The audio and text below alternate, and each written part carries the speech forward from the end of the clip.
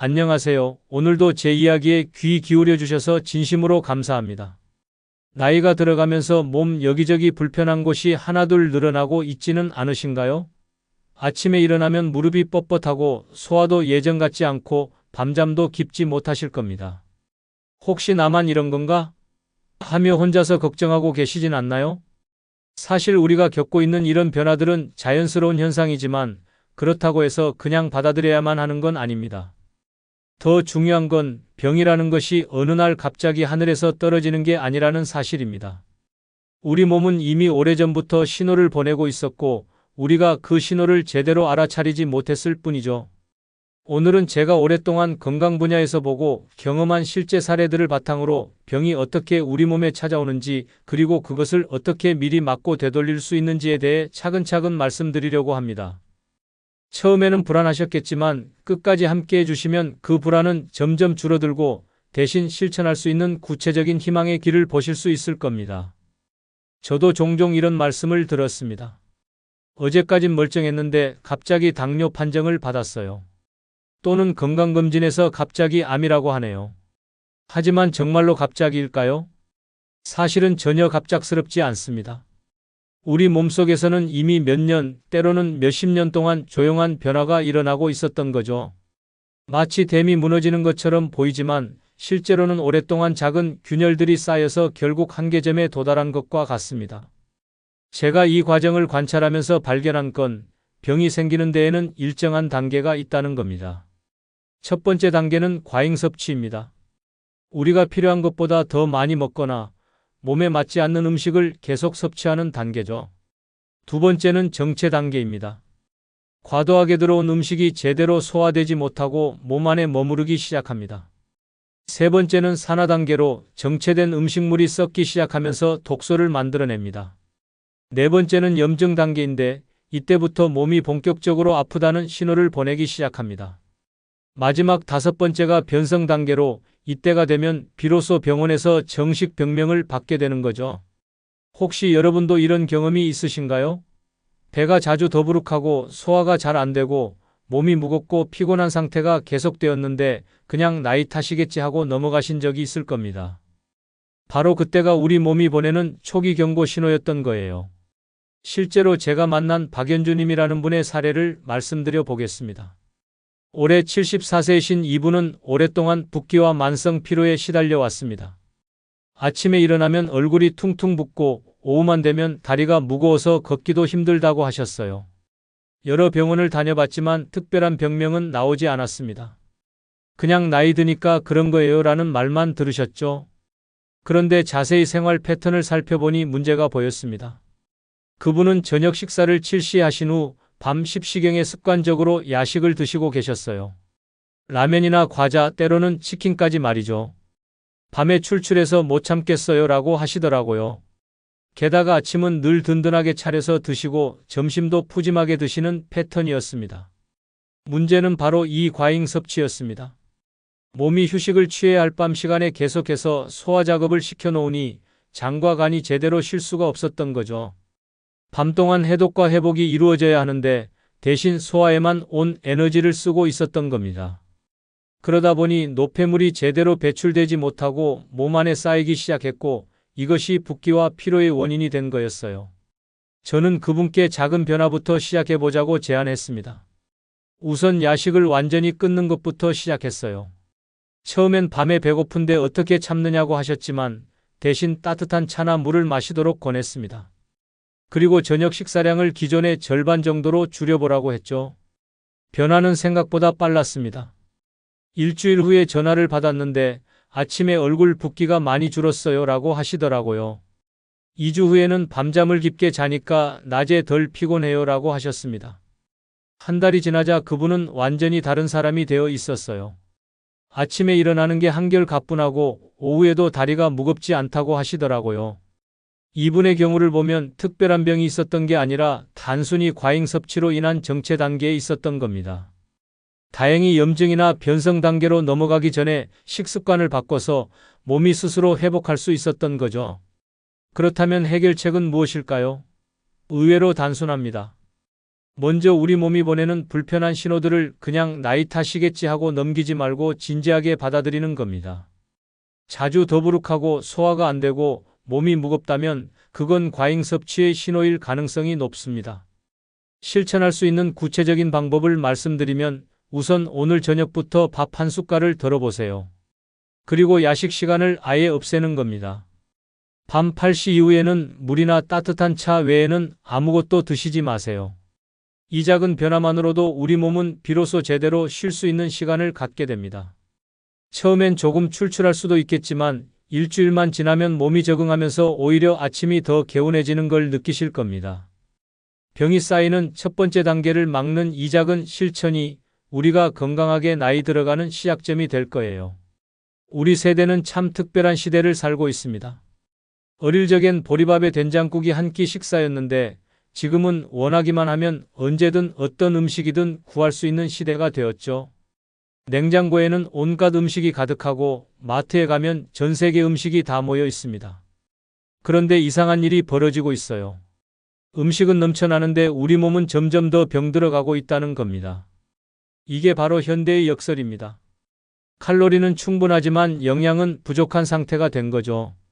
우리가 자주 먹는 흰쌀밥, 고기, 빵, 면류는 칼로리는 높지만 정작 우리 몸이 건강하게 돌아가는데 필요한 비타민, 미네랄, 식이섬유, 효소 같은 것들은 부족하기 쉽습니다.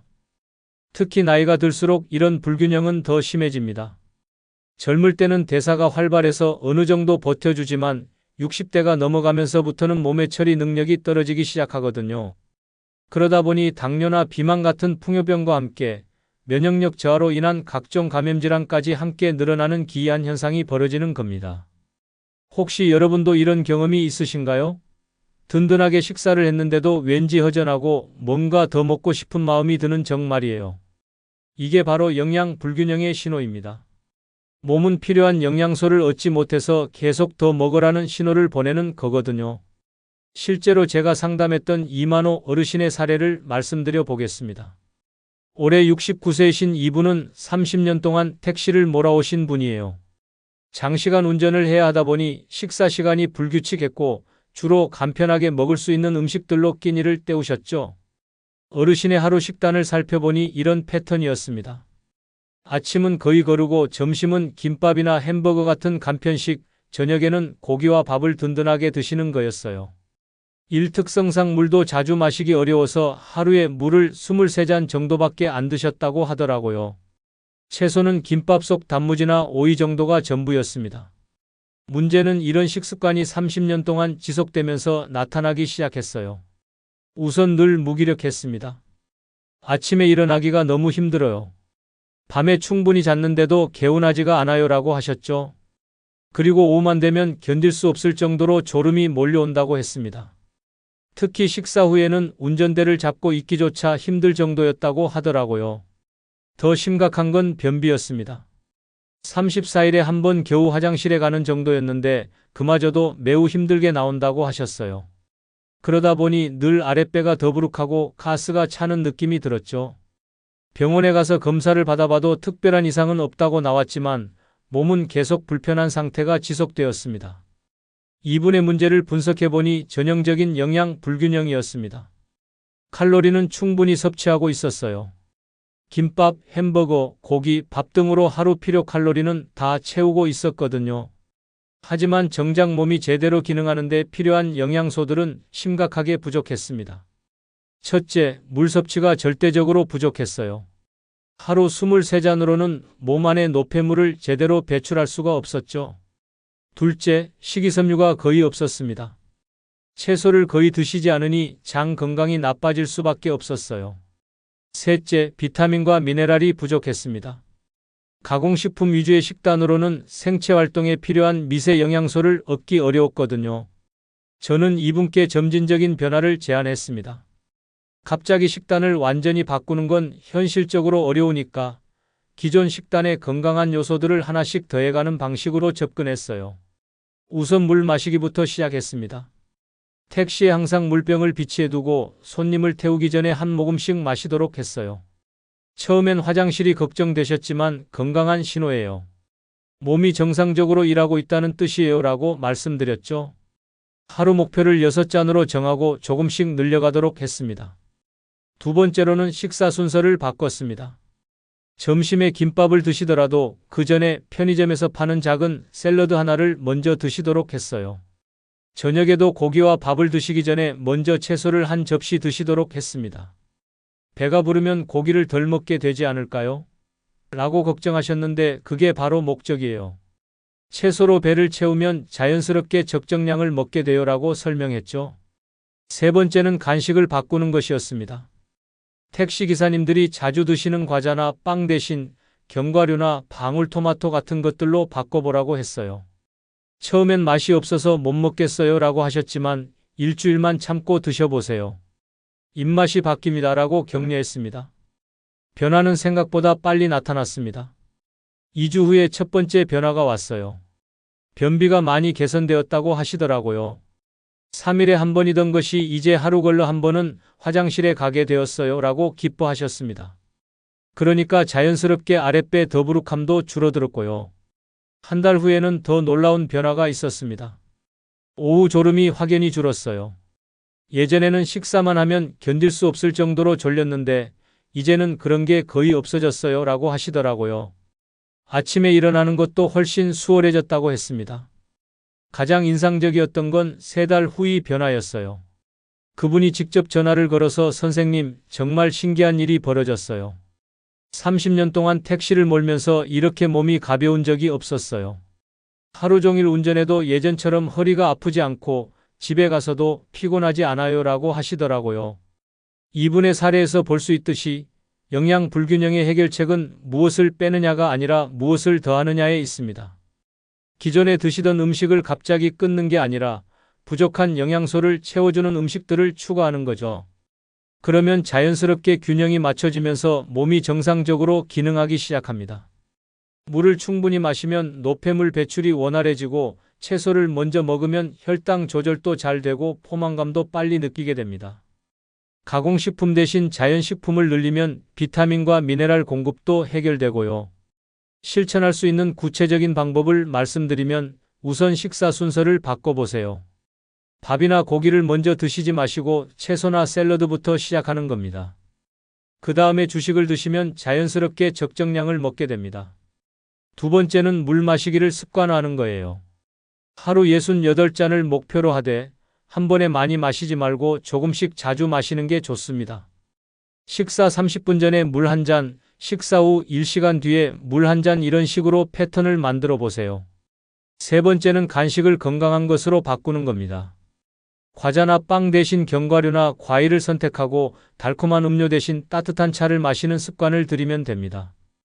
이런 작은 변화들이 모여서 우리 몸의 영양 균형을 맞춰줍니다.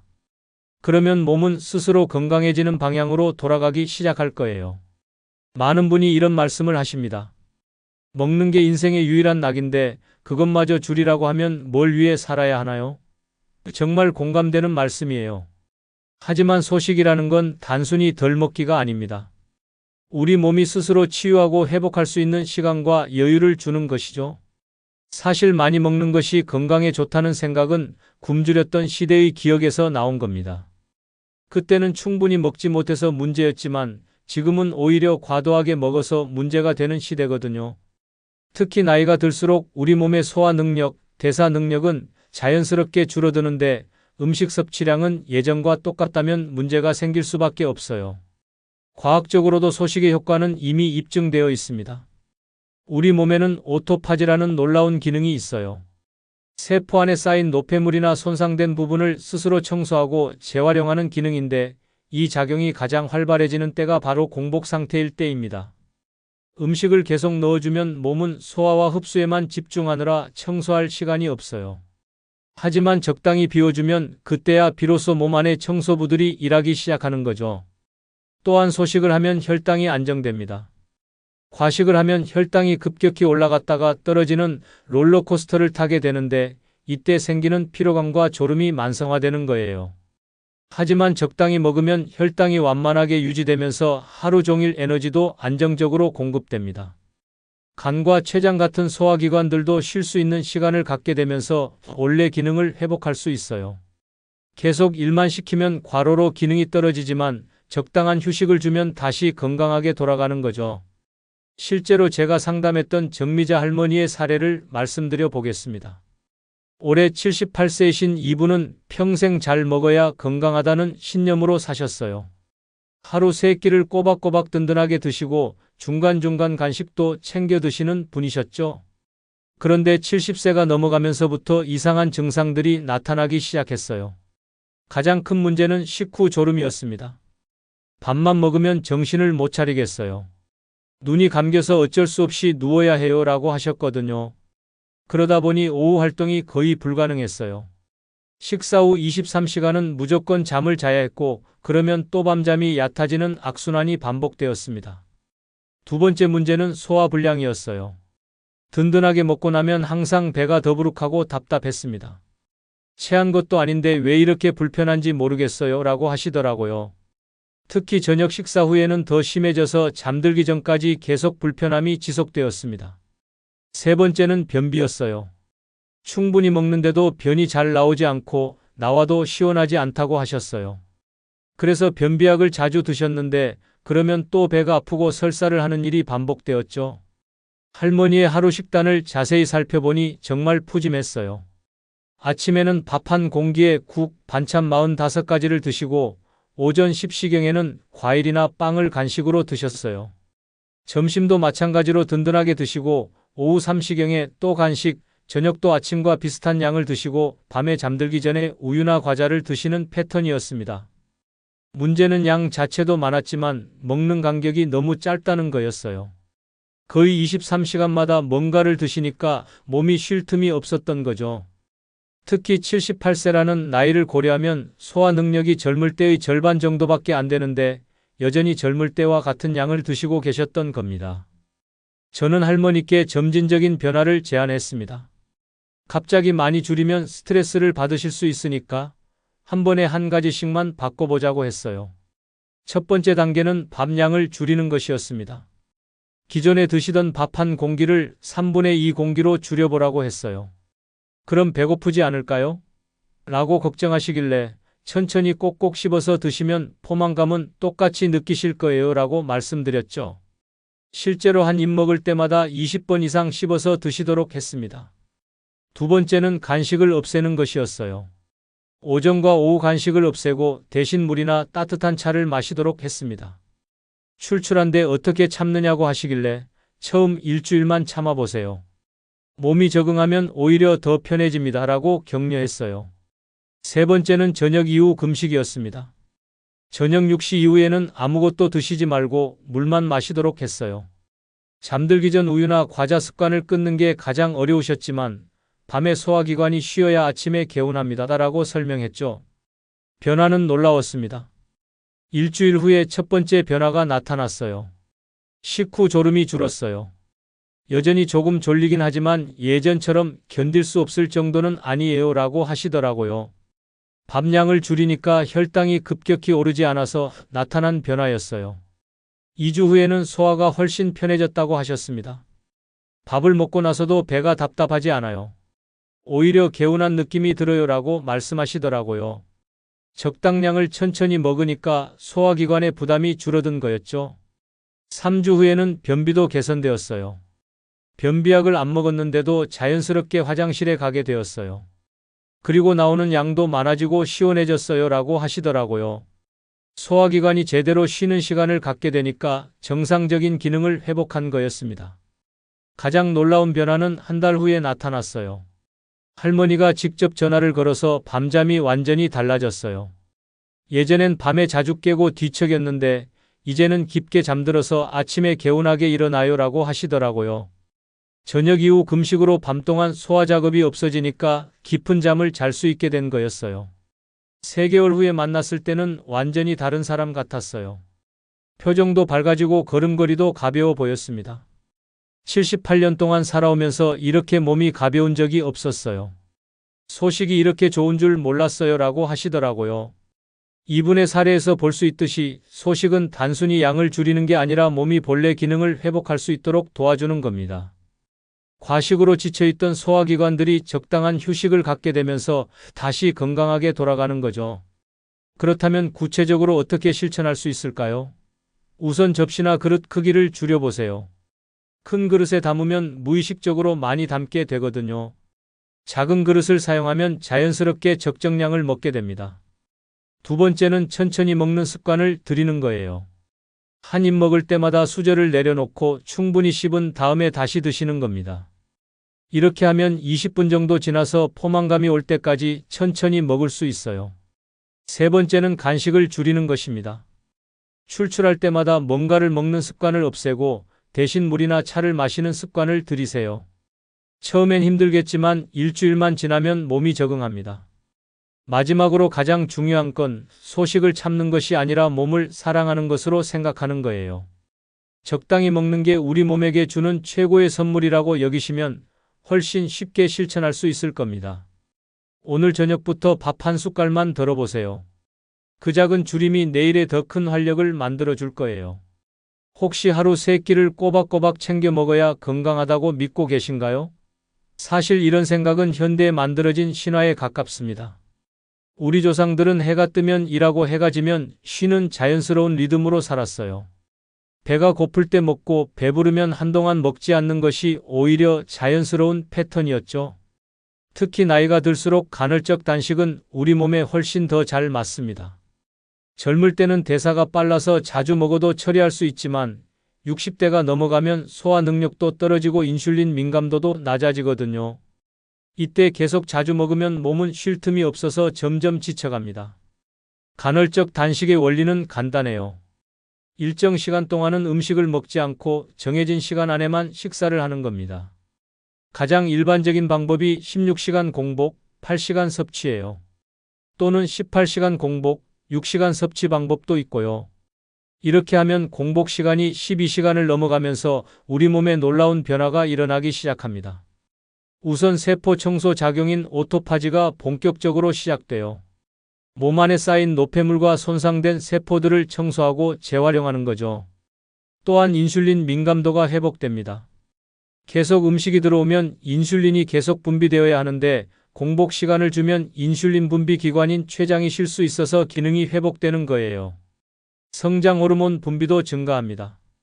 성장 호르몬은 젊을 때만 필요한 게 아니라 나이 들어서도 근육을 유지하고 뼈를 건강하게 하는데 꼭 필요한 호르몬이에요. 그런데 이 호르몬이 가장 많이 분비되는 때가 바로 공복 상태일 때입니다. 실제로 제가 도움을 드린 최태수 어르신의 사례를 말씀드려 보겠습니다. 올해 72세이신 이분은 퇴직 후 건강관리에 관심이 많으셨어요. 운동도 하고 영양제도 챙겨 드셨는데 몸 상태가 좀처럼 나아지지 않는다고 고민이 많으셨죠. 어르신의 가장 큰 문제는 중년 이후 계속 늘어나는 체중이었어요. 젊을 때는 조금만 신경 써도 빠졌는데 이제는 아무리 운동해도 체중이 줄지 않아요 라고 하시더라고요. 특히 뱃살이 계속 늘어나서 허리띠를 몇 번이나 늘려야 했다고 했습니다. 두 번째 문제는 식후 피로감이었어요. 밥만 먹으면 무조건 졸려요. 그래서 낮잠을 자야 하는데 그러면 또 밤잠이 안 와요 라고 하셨거든요. 이런 패턴이 반복되다 보니 하루 리듬이 완전히 깨져 있었어요. 세 번째는 소화 불량이었습니다. 나이가 드니까 소화가 잘 안 되더라고요. 아침에 일어나도 속이 텁텁하고 식사를 해도 시원하지 않아요 라고 하셨어요. 어르신의 식습관을 살펴보니 전형적인 규칙적인 패턴이었어요. 아침 7시에 식사, 점심 12시, 저녁 6시, 그리고 밤 9시경에 간식까지 드시는 거였죠. 규칙적으로 먹어야 건강하다고 해서 시간 맞춰서 꼬박꼬박 먹고 있어요 라고 하시더라고요. 문제는 이렇게 자주 먹으면 몸이 쉴 틈이 없다는 거였어요. 특히 72세라는 나이를 고려하면 소화 능력이 많이 떨어져 있는데 젊을 때와 같은 패턴으로 먹으니까 몸이 감당하기 어려웠던 거죠. 저는 어르신께 간헐적 단식을 제안했습니다. 하지만 갑자기 16시간 단식은 부담스러우실 수 있으니까 점진적으로 접근하기로 했어요. 첫 번째 단계는 아침을 건너뛰는 것이었습니다. 아침은 금이라고 하는데 안 먹어도 되나요? 라고 걱정하시길래 나이 드신 분들은 오히려 아침을 조금 늦게 드시는 게 좋아요라고 설명했죠. 대신 물이나 따뜻한 차는 자유롭게 마시도록 했습니다. 두 번째는 점심을 첫 끼로 하는 거였어요. 점심 12시부터 저녁 7시까지 7시간 동안만 음식을 드시고 나머지 17시간은 공복을 유지하는 거죠. 너무 오래 굶는 거 아닌가요? 라고 하시길래 밤에 주무시는 시간까지 포함하면 생각보다 짧아요 라고 말씀드렸습니다. 세 번째는 첫 끼 구성을 바꾸는 것이었어요. 공복 후 첫 끼는 반드시 채소부터 시작하도록 했습니다. 갑자기 무거운 음식을 먹으면 몸이 놀라니까 샐러드나 나물부터 먼저 드세요 라고 했죠. 그 다음에 단백질, 마지막에 탄수화물 순서로 드시도록 했습니다. 처음 2주는 힘들어 하셨어요. 아침에 일어나면 힘이 없고 점심때까지 어떻게 버티나 싶어요 라고 하시더라고요. 하지만 2주만 참아보세요. 몸이 적응하면 오히려 더 가벼워집니다 라고 격려했죠. 변화는 3주차부터 나타나기 시작했어요. 아침에 일어나는 게 한결 수월해졌어요. 예전에는 속이 텁텁했는데 이제는 개운해요 라고 하시더라고요. 공복 상태로 잠들었다가 깨니까 소화기관이 제대로 쉰 상태여서 나타난 변화였어요. 한 달 후에는 더 놀라운 변화가 있었습니다. 식후 졸음이 거의 없어졌어요. 점심을 먹고 나서도 졸리지 않아서 오후 활동을 할 수 있게 되었어요 라고 하시더라고요. 또한 밤잠도 깊게 자게 되었어요. 중간에 깨지 않고 아침까지 푹 잠들어요 라고 했습니다. 2개월 후에는 체중 변화가 나타났어요. 허리띠가 한 칸 줄었어요. 특별히 다이어트를 한 것도 아닌데 자연스럽게 체중이 빠지더라고요 라고 기뻐하셨습니다. 간헐적 단식으로 인슐린 민감도가 개선되면서 체지방이 자연스럽게 연소된 거였어요. 3개월 후에는 완전히 새로운 라이프 스타일이 정착되었어요. 이제는 아침에 안 먹는 게 오히려 편해요. 몸이 가볍고 머리도 맑아서 오전 시간을 훨씬 활기차게 보낼 수 있어요 라고 하시더라고요. 그리고 탁구 실력도 좋아졌어요. 예전보다 몸놀림이 가벼워졌거든요 라고 웃으시더라고요. 6개월 후에 만났을 때는 정말 다른 사람 같았어요. 얼굴 색깔도 좋아지고 걸음걸이도 훨씬 경쾌해 보였습니다. 72년 동안 살아오면서 이렇게 몸 상태가 좋은 적이 없었어요. 간헐적 단식을 알게 된 게 제 인생 최고의 발견이에요 라고 하시더라고요. 이분의 사례에서 볼 수 있듯이 간헐적 단식의 핵심은 공복 후 첫 끼를 어떻게 구성하느냐에 있어요. 오랫동안 공복을 유지했다가 갑자기 무거운 음식을 먹으면 혈당이 급격히 올라가면서 오히려 몸에 부담을 줄 수 있거든요. 그래서 첫 끼는 반드시 채소로 시작해야 합니다. 샐러드나 나물, 채소 스프 같은 것들로 위를 부드럽게 깨워주는 거죠. 그 다음에 두부나 생선 같은 부담 없는 단백질을 먹고 마지막에 현미밥이나 통곡물 같은 복합 탄수화물을 드시면 됩니다. 간헐적 단식을 실천할 때 주의할 점도 있어요. 갑자기 16시간 단식을 하면 몸이 놀랄 수 있으니까 점진적으로 공복 시간을 늘려가는 게 좋습니다. 처음엔 12시간, 익숙해지면 14시간, 그리고 16시간까지 단계적으로 늘려가세요. 공복이 힘들 때는 무리하지 마시고 따뜻한 물이나 허브차를 마시면 도움이 됩니다. 카페인이 없는 차들은 공복감을 줄여주면서도 단식 효과를 방해하지 않거든요. 가장 중요한 건 자신의 몸 상태에 맞춰서 조절하는 거예요. 몸이 너무 힘들거나 어지럽다면 시간을 조금 줄이고 반대로 몸이 적응했다면 조금 더 늘려볼 수도 있습니다. 오늘부터 작은 변화를 시작해보세요. 저녁 8시 이후에는 아무것도 먹지 않고 내일 아침도 건너뛰어서 점심을 첫 끼로 해보는 거예요. 그 12시간의 공복이 여러분의 몸에 새로운 활력을 불어넣어 줄 겁니다.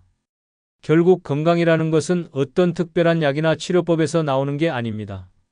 매일매일 우리가 선택하는 작은 습관들이 모여서 만들어지는 거죠. 소식과 간헐적 단식도 굶는 법이 아니라 건강하게 살아가는 새로운 리듬인 겁니다. 우리 몸에는 놀라운 자연 치유력이 있어요. 의학에서는 이걸 내재된 치유력 또는 자가 회복 능력이라고 부르죠.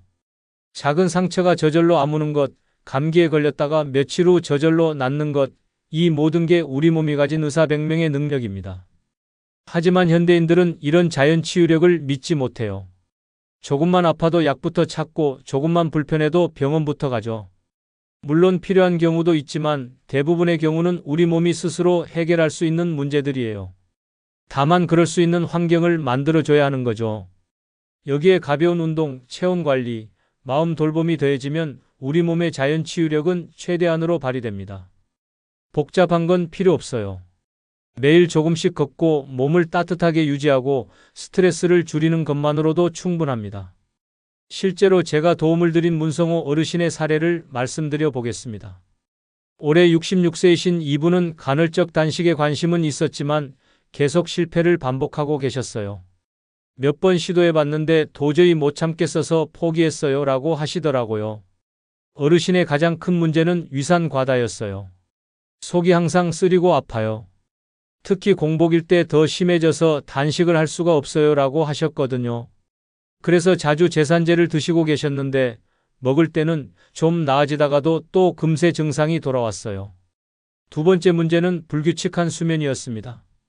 밤에 잠이 안 와서 새벽 23시까지 뒤척이다가 겨우 잠들어요. 그러면 아침에 일어나기가 너무 힘들어요 라고 하셨어요. 그러다 보니 낮에도 피곤하고 짜증이 많이 나신다고 했습니다. 세 번째는 운동 부족이었어요. 몸이 항상 무겁고 기운이 없어서 움직이기 싫어요.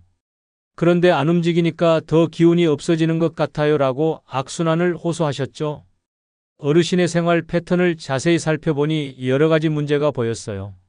우선 스트레스가 많으셨어요. 퇴직 후 경제적 걱정도 있으시고 자녀들 문제로도 신경이 많이 쓰인다고 하셨거든요. 그런 스트레스가 위산 분비를 과도하게 만들고 있었어요. 또한 활동량이 절대적으로 부족했습니다. 하루 종일 집에만 계시면서 텔레비전 보거나 인터넷을 하시는 게 전부였어요. 몸을 움직이지 않으니까 혈액순환도 안 되고 그러다 보니 소화도 잘 안 되고 잠도 안 오는 거였죠. 저는 어르신께 단식보다는 전체적인 생활 습관을 바꿔보자고 제안했습니다. 간헐적 단식은 나중에 몸이 준비되면 시도해보고 우선은 기본적인 건강 습관부터 만들어 가자고 했어요. 첫 번째로 물 마시기 습관을 만들었습니다. 아침에 일어나자마자 따뜻한 물 한 잔, 식사 30분 전에 물 한 잔씩 마시도록 했어요. 물을 많이 마시면 속이 더 안 좋아지지 않을까요? 라고 걱정하시길래 따뜻한 물은 오히려 위를 진정시켜 줍니다. 라고 설명했죠. 두 번째는 식사 내용을 바꿨습니다. 자극적인 음식이나 기름진 음식 대신 부드럽고 소화가 잘 되는 음식 위주로 바꿨어요. 특히 점심과 저녁 식사 전에는 반드시 채소 한 그릇을 먼저 드시도록 했습니다. 채소가 위벽을 보호해서 위산으로 인한 자극을 줄여줍니다. 라고 했죠. 세 번째는 저녁 시간을 앞당기는 것이었어요. 기존에 78시에 하던 저녁 식사를 6시로 앞당기고 6시 이후에는 아무것도 드시지 말라고 했습니다. 이건 완전한 간헐적 단식은 아니지만 적어도 12시간 정도의 공복은 유지할 수 있는 방법이었어요. 네 번째로 가장 중요했던 게 걷기 습관이었습니다. 매일 20분씩만 걸어보세요. 빠르게 걸을 필요도 없고 그냥 천천히 동네 한 바퀴만 도시면 됩니다. 라고 했어요. 몸이 무거운데 어떻게 걸어? 라고 하시길래 처음엔 10분부터 시작해서 점점 늘려가면 됩니다. 라고 격려했죠. 변화는 생각보다 빨리 나타났습니다. 일주일 후에 첫 번째 변화가 왔어요. 물을 마시고 걷기를 하니까 소화가 좀 나아진 것 같아요. 라고 하시더라고요. 물이 소화를 돕고 걷기가 장 운동을 활발하게 만든 거였어요. 2주 후에는 속쓰림이 많이 줄었어요. 제산제를 먹는 횟수가 절반으로 줄었어요. 라고 하셨습니다. 6시 이후 금식으로 위가 쉴 수 있는 시간을 갖게 되니까 위산 분비가 정상화된 거였죠. 한 달 후에는 수면이 개선되었다고 하셨어요. 밤에 잠들기가 훨씬 쉬워졌어요.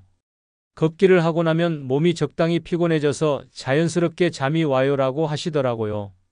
또한 아침에 일어나는 것도 예전보다 수월해졌어요. 라고 했습니다. 2개월 후에는 완전히 다른 모습이었어요. 속쓰림이 거의 없어졌어요. 제산제를 거의 안 먹게 되었어요. 라고 기뻐하셨습니다. 그리고 몸이 가벼워져서 걷기가 즐거워졌어요. 이제는 30분씩 걸어도 전혀 힘들지 않아요. 라고 하시더라고요. 3개월 후에 어르신이 직접 전화를 걸어서 이제 간헐적 단식을 시도해보고 싶어요. 라고 하시더라고요. 몸이 충분히 건강해진 상태에서 자연스럽게 단식에 대한 욕구가 생긴 거였어요. 실제로 아침을 건너뛰고 점심부터 드시는 패턴으로 바꿨는데 전혀 힘들어하지 않으셨어요. 6개월 후에 만났을 때는 정말 놀라웠습니다. 표정이 밝아지고 걸음걸이도 경쾌해졌어요. 66년 동안 살아오면서 이렇게 건강한 적이 없었어요. 작은 습관들이 이렇게 큰 변화를 만들 줄 몰랐어요. 라고 하시더라고요. 이분의 사례에서 볼 수 있듯이 건강한 습관들은 서로 연결되어 있어요. 물을 충분히 마시면 소화가 좋아지고, 걷기를 하면 혈액순환이 개선되고, 일찍 금식하면 수면의 질이 좋아지죠. 이런 습관들이 모여서 우리 몸 안의 의사백명을 깨우는 거예요. 특히 중요한 건 운동인데 격렬한 운동을 할 필요는 없어요. 매일 2030분씩 걷기만 해도 충분합니다. 걷기는 심장을 건강하게 하고 혈액순환을 개선하고 장 운동을 활발하게 하고 스트레스를 줄여주는 만능 운동이거든요. 체온 관리도 중요해요. 몸이 차가우면 면역력이 떨어지고 소화도 잘 안 되거든요. 따뜻한 물을 자주 마시고 목과 배를 따뜻하게 유지하고 족욕이나 반신욕을 하는 것만으로도 체온을 올릴 수 있어요. 마음 돌봄도 빼놓을 수 없어요. 스트레스는 모든 병의 원인이 되거든요. 명상이나 요가 같은 특별한 방법이 아니어도 좋아하는 음악을 듣거나 책을 읽거나 친구와 대화하는 것만으로도 스트레스를 줄일 수 있어요. 실천할 수 있는 구체적인 방법을 말씀드리면 우선 매일 2030분 걷기를 습관화해 보세요. 처음엔 10분부터 시작해서 점점 늘려가면 됩니다. 걷는 시간은 아침이든 저녁이든 상관없지만 매일 같은 시간에 하는 게 습관을 만드는 데 도움이 돼요. 두 번째는 저녁 8시 이후 금식 알람을 설정하는 겁니다. 휴대폰에 알람을 맞춰놓고 8시가 되면 이제 금식 시간이에요 라고 스스로에게 말해보세요. 처음엔 힘들겠지만 2주만 지나면 자연스러운 습관이 됩니다. 세 번째는 물 마시기 타이머를 만드는 거예요. 이 시간마다 알람을 맞춰놓고 물 한 잔씩 마시는 습관을 들이세요. 하루 68잔을 목표로 하되 한 번에 많이 마시지 말고 조금씩 자주 마시는 게 좋습니다. 이런 작은 습관들이 모여서 우리 몸의 자연 치유력을 깨웁니다. 특별한 약이나 치료법이 아니라 매일의 작은 실천이 최고의 의사가 되는 거죠. 여러분, 오늘 긴 시간 동안 제 이야기에 귀 기울여 주셔서 정말 감사합니다. 함께 살펴본 것처럼 병이라는 것은 어느 날 갑자기 하늘에서 떨어지는 게 아닙니다. 우리가 매일매일 쌓아 올린 습관들의 결과일 뿐이에요.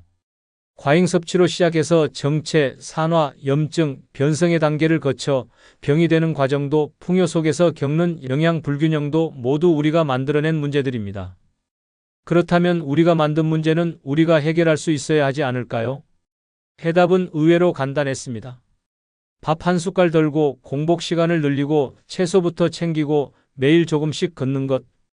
이런 작은 실천들만으로도 우리 몸은 놀랍도록 변합니다. 제가 만난 많은 분들이 이미 그 변화를 경험하고 계시거든요. 박연주님은 야식을 끊고 저녁량을 줄인 것만으로 30년 된 붓기와 피로에서 벗어나셨어요. 이만호 어르신은 물과 채소를 늘린 것만으로 무기력과 변비가 사라졌죠. 정미자 할머니는 소식으로 78세의 인생 최고의 컨디션을 찾으셨고 최태수 어르신은 간헐적 단식으로 72세의 새로운 활력을 얻으셨습니다. 문성호 어르신은 작은 습관들로 오랜 위산 과다와 불면을 극복하셨고요. 이분들이 특별한 사람들일까요? 아닙니다. 우리와 똑같은 평범한 분들이에요. 단지 작은 변화를 시작할 용기가 있었을 뿐입니다. 그리고 그 작은 변화가 몸 안의 의사백명을 깨웠던 거죠. 혹시 나이가 들면 어쩔 수 없지 하고 포기하고 계시진 않나요? 아니면 이미 늦었다 하고 실망하고 계시진 않나요? 절대 그렇지 않습니다. 우리 몸의 자연 치유력은 나이와 상관없이 언제든 깨어날 수 있어요. 다만 그럴 수 있는 환경을 만들어주기만 하면 됩니다. 오늘 이 순간이 바로 시작할 때입니다. 내일부터가 아니라 오늘 저녁부터 말이에요. 오늘 저녁 밥 한 숟갈만 덜어보세요. 8시 이후에는 아무것도 먹지 마세요. 내일 아침에는 따뜻한 물 한 잔으로 하루를 시작해보세요. 그리고 20분만 밖으로 나가서 걸어보세요. 이런 작은 실천 하나하나가 우리 몸에게 주는 신호입니다. 이제 건강해지자, 이제 젊어지자, 이제 활력을 되찾자는 신호 말이에요. 우리 몸은 그 신호를 분명히 알아들을 겁니다. 그리고 며칠 후, 몇 주 후 여러분은 분명히 변화를 느끼게 될 거예요. 건강은 멀리 있는 게 아닙니다. 바로 우리의 매일 선택 속에 있어요. 내 몸의 의사 백명을 깨우는 길, 우리 함께 걸어가 보시지 않겠습니까? 여러분의 건강한 변화를 진심으로 응원하겠습니다. 감사합니다.